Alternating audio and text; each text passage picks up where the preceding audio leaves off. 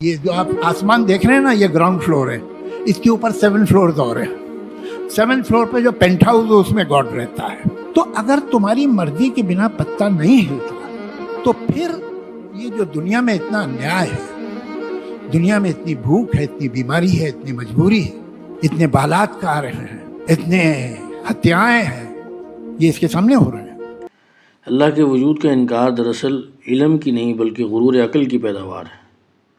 انسان یہ بھول جاتا ہے کہ اس کی عقل خود ایک مخلوق ہے اور مخلوق خالق کو مکمل طور پر نہیں سمجھ سکتی، اس کا احاطہ نہیں کر سکتی۔ سوال یہ نہیں ہے کہ اللہ ہمیں نظر کیوں نہیں آتا، سوال تو یہ ہے کہ اور بہت ساری چیزیں ہیں جو ہمیں نظر نہیں آتی، تو پھر کیا ان کا بھی وجود نہیں؟ حالانکہ ہم مانتے ہیں کہ ان کا وجود ہے، جیسے محبت ہے، شعور، احساس ہے، کشش ثقل ہے، ہوا ہے۔ یہ چیزیں ہمیں نظر میں نہیں آتی لیکن ان کا وجود ہے۔ اسی طرح اللہ تعالیٰ بھی اپنی ذات سے ہمیں نظر نہیں آتے، کیونکہ مومن کا ایمان ہی غیب پر ہے، بلکہ اپنی نشانیاں اللہ دکھاتے ہیں ہمیں۔ سورج کا وقت پر نکلنا، دل کا دھڑکنا، موسموں کا بدلنا اور زندگی کا ایک نظام کے تحت چلنا، یہ سب اس بات کی گواہی ہیں کہ یہ کائنات بے مقصد اور خود کار نہیں۔ اگر کائنات خود بخود وجود میں آ گئی ہوتی تو اس میں نظم نہ ہوتا، قانون نہ ہوتا، موبائل فون خود نہیں بن سکتا، ایک کتاب خود نہیں لکھی جاتی، تو پھر اربوں کہکشاؤں پر مشتمل یہ کائنات کیسے بغیر خالق کے وجود میں آ سکتی؟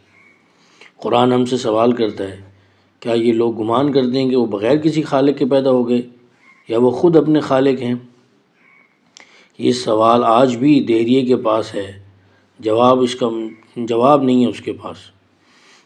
اکثر یہ اعتراض کیا جاتا ہے کہ اگر اللہ تعالیٰ ہے تو دنیا میں ظلم کیوں ہے؟ حالانکہ یہ اعتراض اللہ کے نہ ہونے کی دلیل نہیں بلکہ قیامت کے ہونے کی دلیل ہے کہ یہ دنیا عدالت نہیں ہے، امتحان گاہ ہے۔ اگر ہر ظالم کو فوراً سزا اور ہر نیک کو فوراً جزا مل جاتی تو امتحان کا مفہوم ہی ختم ہو جاتا ہے۔